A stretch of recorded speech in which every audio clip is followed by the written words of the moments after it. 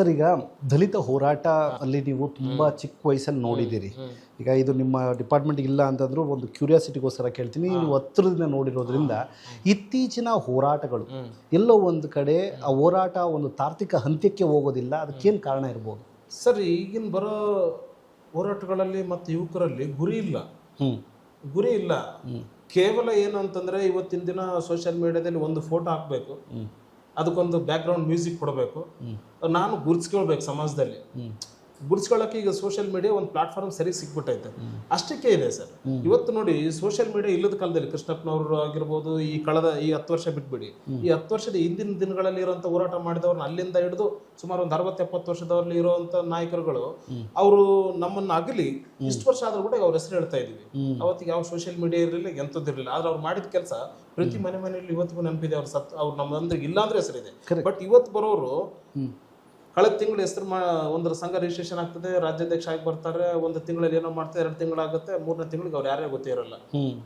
Correct. ಅಷ್ಟೇ ಜಲ್ದಿ ಮರ್ತು ಹೋಗ್ತಾ ಇದ್ದಾರೆ ಜನ. ಬಟ್ ಯಾಕಂದ್ರೆ ಗುರಿಗಳಿಲ್ಲ, ಸಾಮಾಜಿಕ ಕನ್ಸರ್ನ್ ಇಲ್ಲ, ಚಿಂತನೆಗಳಿಲ್ಲ. ತಮ್ಮ ವೈಯಕ್ತಿಕಕ್ಕೆ ಏನೋ ಬರ್ತಾರೆ, ಏನೋ ಮಾಡ್ಕೊಳ್ಬೇಕನ್ನತ್ತೆ, ಯಾವ್ದು ಅನುಭವಗಳಿರಲ್ಲ, ಏನೋ ಒಂದು ಸರಿಯಾದ ಒಂದು ಪರಿಣಾಮ, ಕೆಟ್ಟ ಪರಿಣಾಮನೋ ಏನೋ ಒಂದಾಗತ್ತೆ, ಅದು ತಮ್ಮ ವೈಯಕ್ತಿಕ ಲಾಭಗಳು ಏನಾದ್ರು ಸ್ಟಾರ್ಟ್ ಆಯ್ತು ಅಂದ್ಮೇಲೆ ಅಲ್ಲಿಗೆ ಆ ಹೋರಾಟಗಳು ಹೆಂಡಾಗ್ತಿರೋದ್ರಿಂದ ಸೊ ಹಂಗಾಗಿ ಇವತ್ತಿನ ಬೆಳವಣಿಗೆ ಯುವಕರಲ್ಲಿ ತುಂಬಾ ಕಡಿಮೆ ಇದೆ. ಮುಂದೆ ಹೇಗೆ ಮತ್ತೆ ಈ ದಲಿತ ಹೋರಾಟಗಳು ಅಥವಾ ಈ ಅಟ್ರಾಸಿಟಿಗಳನ್ನ ಕಡಿಮೆ ಆಗಬೇಕು ಅಂತ ಅಂದ್ರೆ ಮತ್ತೆ what is the way? Sir, way ಅಂತಂದ್ರೆ ಈಗ ನಾನು ಹೇಳೋದಷ್ಟೇ, ಒಂದು ಶಿಕ್ಷಣ, ಒಂದು ಅನುಭವ, ಒಂದು ಗುರಿ, ಇವು ಇಲ್ಲದೆ ಈ ರಂಗಕ್ಕೆ ಬರೋದು ಬೇಡ. ಒಂದು ಅನುಭವ ಇರಬೇಕು, ಏನಾದ್ರೂ ಸಮಾಜ ಸೇವೆ ಮಾಡ್ತೀನಿ ಅನ್ನೋದು ಸುಮ್ಮನೆ ತೋರಿಕೆಗಾಗಿರ್ಬಾರ್ದು. ಮನಸ್ಸು ಮತ್ತು ಹೃದಯದಲ್ಲಿ ಸಮಾಜ ಸೇವೆ ಮಾಡ್ತೀನಿ ಅನ್ನೋದು ಬಂದಿರಬೇಕು. ಆಮೇಲೆ ಸರಿಯಾದ ಗುರು ಇಟ್ಕೋಬೇಕು.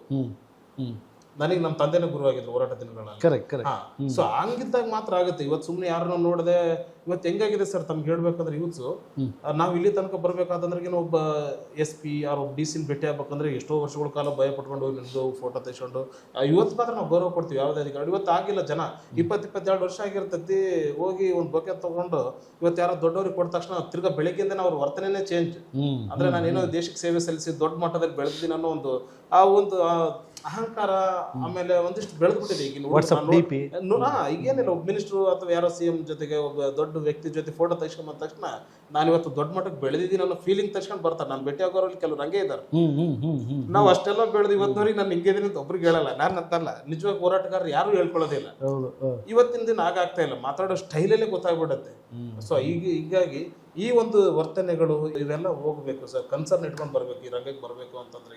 ಸೊ ಕಲಿಬೇಕು, ಹೋರಾಟ ಮಾಡಬೇಕು ಅಂದ್ರೆ ಮೊದಲು ಓದಬೇಕು, ಕಲಿಬೇಕು.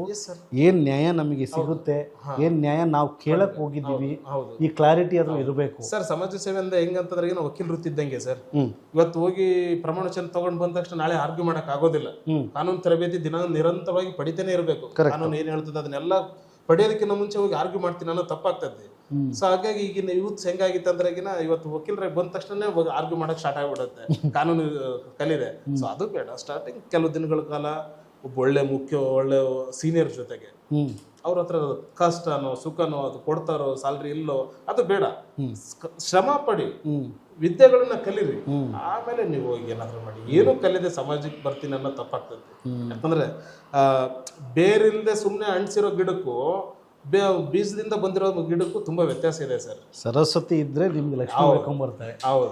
ಸೊ ನೀವು ಡೈರೆಕ್ಟ್ ಆಗಿ ಲಕ್ಷ್ಮಿ ಹುಡ್ಕಕ್ ಹೋಗ್ತಾ ಇದ್ದೀರಿ. ಸರಸ್ವತಿ ಬರ್ತೀನಿ ಅಂತಂದ್ರೆ ದಯವಿಟ್ಟು ಈ ಫೀಲ್ಡಿಗೆ ಬರಕ್ ಹೋಗ್ಬೇಡಿ. ಸಮಾಜ ಸೇವೆ ದುಡ್ಡು ಮಾಡ್ತೀನಿ ಏನೋ ಮಾಡ್ತೀನಿ ಅನ್ನೋದಂಗಿದ್ರೆ ಬರೋದು ಬೇಡ. ಕೆಲಸ ಮಾಡ್ತೀನಿ ಅಂತ ಬನ್ನಿ, ಅದು ಏನು ಉಳಿದಿದ್ದು ಏನು ಬರಬೇಕು ಅದನ್ನ ಹುಡ್ಕೊಂಡು ಬರ್ತದೆ. ಆದ್ರೆ ನಾನು ಲಕ್ಷ್ಮಿಯಿಂದ ಹೋಗ್ತೀನಿ ಅಂತಂದ್ರೆ ಸರಸ್ವತಿ ಯಾವತ್ತು ಬರೋದಿಲ್ಲ, ಓಡೋಗ್ತಾರೆ ಅವರು. ಆಕ್ಚುಲಿ ನೀವು ರೈಟ್ ಪರ್ಸನ್ನು. ಯಾಕೆಂದ್ರೆ ಇವತ್ತು ಎಲ್ಲ ಮಾಡ್ಕೊಂಡ್ ಬಂದಿದ್ದಕ್ಕೆ ಇವತ್ತು ಒಂದು ಒಳ್ಳೆ ಸ್ಥಾನವನ್ನ ಸ್ವೀಕರಿಸಿದ್ದೀರಿ.